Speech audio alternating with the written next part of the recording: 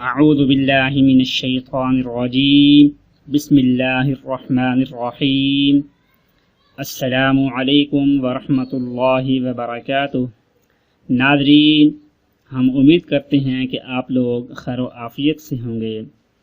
ناظرین، اس ویڈیو کے اندر آپ کو باس، پرنسپل، ڈائریکٹر یا گھر کا جو سربراہ ہے ان کے شر سے، ان کے ڈر سے، ان کے خوف سے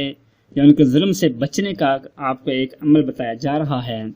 کہ آپ کسی بھی ادارے میں امپلائی ہیں، کسی بھی ادارے میں آپ جاب کرتے ہیں، وہ ادارہ چاہے پرائیویٹ ہو یا گورنمنٹ ہو، تو وہاں آپ کا جو ڈائریکٹر ہے یا وہاں کا جو پرنسپل ہے یا وہاں کا جو بھی باس ہے آپ کا، وہ بہت سخت ہے، بہت زیادہ ہی سخت ہے کہ ہلکے سی مسٹیک کے اوپر بھی برہم ہو جاتا ہے، آپ کے اوپر کہ تانے مارنا، گالی نکالنا اور آپ کی پورے جو کولیگز ہیں ان کے سامنے انسلٹ کر دینا، یعنی اس طرح کے وہ حالات پیدا کرتے رہتے ہیں اور وہ موقع ڈھونڈتا رہتا ہے کہ کب آپ کی وہ انسلٹ کرے اور آپ کو وہاں سے نکالنے کے بہانے ڈھونڈ رہا ہے۔ تو ان سب سے بچنے کے لیے آپ یہ عمل کریں، تو اس عمل کی برکت سے انشاءاللہ اس کے دل میں آپ کی جگہ بن جائے گی اور اس کے دل میں جو آپ کے بارے میں مخالفت ہے وہ ختم ہو جائے گی اور آپ کے اوپر کبھی بھی وہ ظلم نہیں کرے گا۔ اگر آپ سے دوبارہ کوئی بڑا نقصان بھی ہو جائے گا تب بھی وہ آپ کو کچھ نہیں کہے گا، بلکہ پیار سے آپ کو سمجھا دے گا اور آئندہ اس نقصان کے نہ کرنے کی تلقین کرے گا آپ کو، لیکن ظلم آپ پر نہیں کرے گا وہ۔ تو یہ عمل آپ کسی کے لیے بھی، جو بھی بڑا ہے، گھر کا سربراہ ہے یا جو بھی ہے، لیکن یہ عمل ہے بڑے کے لیے کہ جس کے تحت آپ رہتے ہیں، اس کے دل کو نرم کرنے کے لیے یہ عمل کر سکتے ہیں۔ تو عمل یہ کرنا ہے کہ جب بھی آپ اس کے سامنے جائیں، اس کے سامنے جانے سے پہلے آپ نے عمل کرنا ہے۔ فار ایگزامپل کہ آپ دفتر میں ہیں تو آپ کو انہوں نے بلایا ہے اپنے پاس، تو ان کے سامنے جانے سے پہلے آپ یہ عمل کر لیں۔ تقریباً 2 سے 3 منٹ کے اندر آپ یہ عمل کر لیں گے، تو یہ عمل کر کے آپ جائیں دفتر میں انشاءاللہ۔ اگر وہ پہلے غصے میں تھا تو جیسے ہی آپ یہ عمل کر کے وہاں پہنچیں گے تو اس کا دل بالکل ہی آپ کے لیے نرم نازک ہو جائے گا۔ وہ عمل یہ ہے، قرآن پاک میں کچھ کلمات ہیں جن کو حروف مقطعات بھی کہا جاتا ہے۔ ایک تو یہاں پارہ نمبر 16 قال علم، سورہ مریم کی پہلی آیات کاف ہا یا عین صاد، یہ آیت اس کو حروف مقطعات بھی کہتے ہیں۔ یہ ہیں ان کے حروف 5 ہیں، یہ پڑھنا ہے۔ اس کے ساتھ ہی ہے پارہ نمبر 25 الیہ ردو، اس میں سورہ شورى یہاں پر ہے حامیم عین سین قاف، یہ 3 حروف مقطعات ہیں، یعنی کاف ہا یا عین صاد اور حامیم عین سین قاف، یہ 10 حروف مقطعات ہیں۔ ان حروف کی تعداد 10 ہے، تو اور ہمارے ہاتھوں کی انگلیاں بھی 10 ہیں۔ تو آپ نے کرنا یہ ہے کہ جیسے ہی آپ کو بلائیں یا آپ خود اپنے کام سے ان کے آفس میں جائیں یا گھر میں ہیں تو اپنے گھر کا جو سربراہ ہے ان کے سامنے آپ جائیں، تو اس سے پہلے 2-3 منٹ پہلے آپ یہ عمل شروع کر دیں۔ تو کرنا آپ نے یہ ہے کہ اول آخر ایک مرتبہ درود پاک پڑھنا ہے اور دل میں ان کے دل کی نرمی کے لیے آپ نے نیت کرنی ہے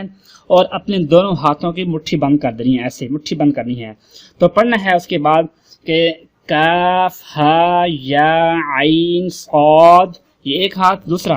پھر ہا میم عین سین قاف، اس طرح، یعنی کہ 10 انگلی ہیں تو یہ 10 حروف ہیں۔ تو آپ نے یہ کرنا ہے کہ اپنے دائیں ہاتھ کے انگوٹھے سے شروع، ان دونوں مٹھی بند کر لینی ہے۔ تو دائیں ہاتھ کے انگوٹھے سے شروع کرنا ہے، ایک ہاتھ پڑھتے جائیں اور ایک انگلی کھولتے جائیں۔ تو بائیں ہاتھ کے انگوٹھے پر آپ نے ختم کرنا ہے۔ دونوں مٹھی جب آپ بند ہوں گی تو ایک ہاتھ پڑھیں گے، ایک انگلی کھول دیں گے۔ تو اس طرح دائیں ہاتھ کے انگوٹھے سے شروع کریں گے، بائیں ہاتھ کے انگوٹھے پر ختم کر دیں گے اور انگلیاں کھولتے جائیں گے۔ تو ایک تو آپ نے 10 حروف ہیں، ان کو پڑھنا ہے، اور اس کے بعد پھر آپ نے یہ کرنا ہے کہ قرآن پاک میں ایک سورت ہے، آخری پارہ ہے عما یتساءلون، اس میں ہے سورۃ قریش، سورۃ الفیل، سورۃ الفیل، یہ پڑھنی ہے آپ نے۔ اس کے بعد جب آپ یہ 10 حروف مقطعات پڑھ لیں گے، پھر ایک ہی بار پڑھنا ہے آپ نے ان کو، جب ان کو آپ پڑھ لیں گے پھر اس کے بعد مٹھی دوبارہ بند کر لینی ہے آپ نے، اور سورہ فیل دل کے اندر ہی پڑھنی، آواز سے نہیں پڑھنا، اور حروف مقطعات کو چاہیں تو آپ آواز سے پڑھ لیں۔ دل کے اندر آپ یہ سورہ فیل پڑھیں گے، تو اس کو پڑھتے ہوئے جب آپ پہنچیں گے ترمیہم پر پہنچیں گے آپ، تو تو یہاں پر پھر آپ نے ویسا ہی عمل کرنا ہے جو آپ نے حروف مقطعات کو پڑھتے ہوئے کیا تھا، یعنی اپنے دونوں ہاتھوں کی مٹھی بند کر لینی ہے، ترمیہم ترمیہم ترمیہم ترمیہم ترمیہم، اس طرح 10 مرتبہ پھر ترمیہم کے الفاظ کو آپ نے دہرانا ہے،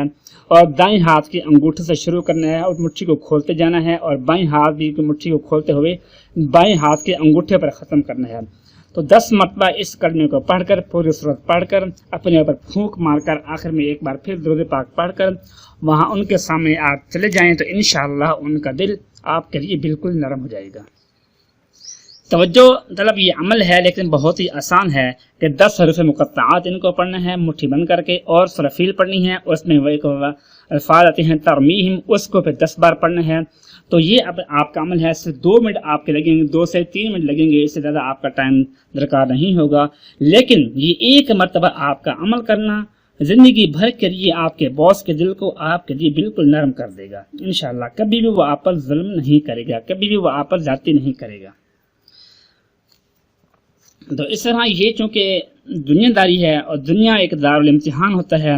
تو اسی امتحان کے بارے میں آپ کو بتا رہی ہیں کہ یہ دنیا جس میں ہم سب زندگی کے سانس پورے کر رہے ہیں، اسے نعمتوں اور مصیبتوں کا مجموعہ بنایا گیا ہے، اس لیے کہ جس جہاں میں صرف نعمتیں ہی نعمتیں ہوں گی اسے جنت کہتے ہیں، اور جس جہاں میں صرف مصیبتیں ہی مصیبتیں ہوں گی اس کا نام جہنم ہے۔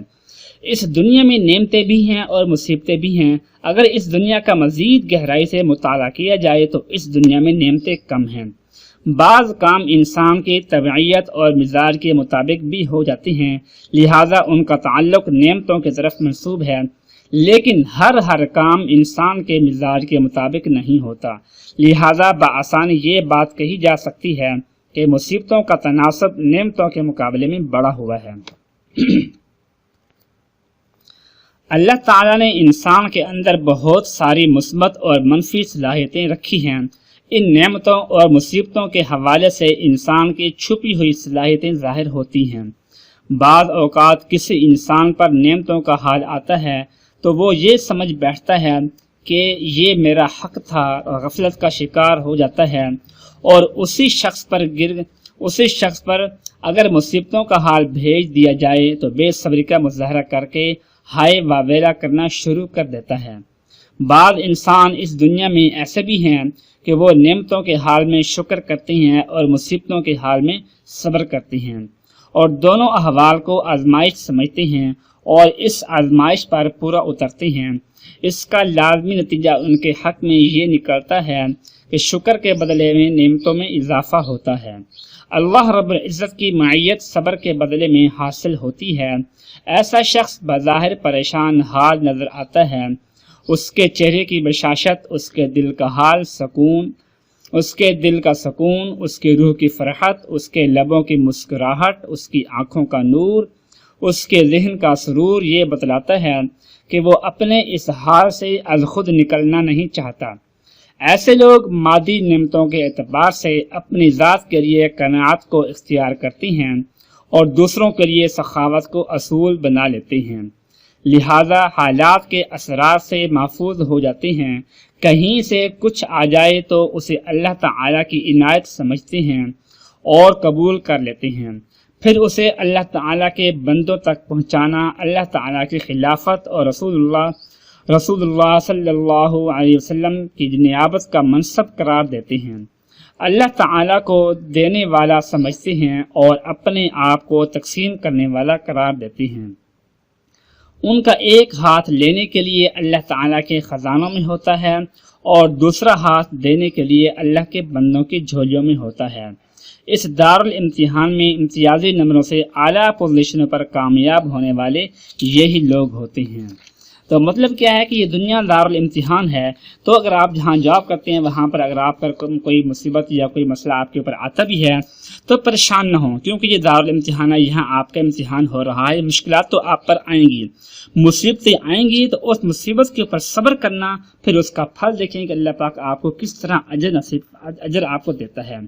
تو آپ یہ عمل بھی کریں، یہ بھی ایک ذریعہ ہے تاکہ اس کا جو بلا وجہ جو آپ پر ظلم ہو رہا ہے اس سے آپ کو نجات مل سکے، اس سے آپ محفوظ رہ سکیں، لیکن ساتھ میں صبر کا پیمانہ نہیں چھوڑنا آپ نے، بے صبر نہیں ہونا آپ نے، اور شکوہ شکایت نہیں کرنا آپ نے، بلکہ اللہ کے سامنے اپنی شکایت کرنی ہے، اللہ سے اپنا فضل مانگنا ہے کہ اللہ مجھ پر اپنا فضل عطا فرما۔ پھر دیکھیں کہ آپ پر اللہ کی رحمتیں کیسے نازل ہوتی ہیں، اور جو بھی آپ کا بڑا ہے وہ اس کے دل میں آپ کے لیے نرمی کیسے پیدا ہوتی ہے۔